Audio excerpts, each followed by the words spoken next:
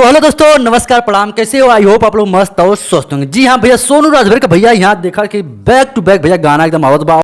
बात तो सही है। तो बहुत ही भरपूर और कॉमेडी से मजेदार तहा भैया एठे सोनू राजभर का गाना आलो जौने गाने का नाम बा सैया से कमर दबोती। जी हाँ, पहले आप लोग थोड़ा ये क्लिप देखा। यही रे महीना में गवना कराई रामा।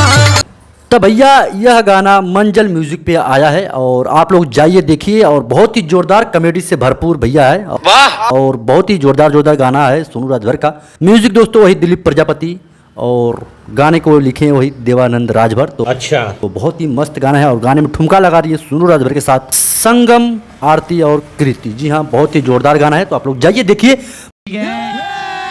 भैया खेसारी लाल का भी गाना पहले लोगों ने गनमा सुना।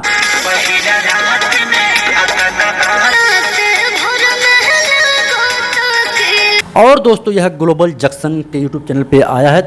हमारे मतलब आपको मत सिखा। तो बहुत ही मस्त गाना है और खेसारी लाल के साथ ठुमका लगा रही हैं नीलम गिरी। अच्छा, गाने को दोस्तों कृष्णा पे दर्दी लिखे और गाने को म्यूजिक दिए हैं आर्या शर्मा। जी हाँ, कहीं ना कहीं दोस्तों बहुत ही मस्त गाना है और बहुत ही बढ़िया गाना है, तो आप लोग जाइए देखिए।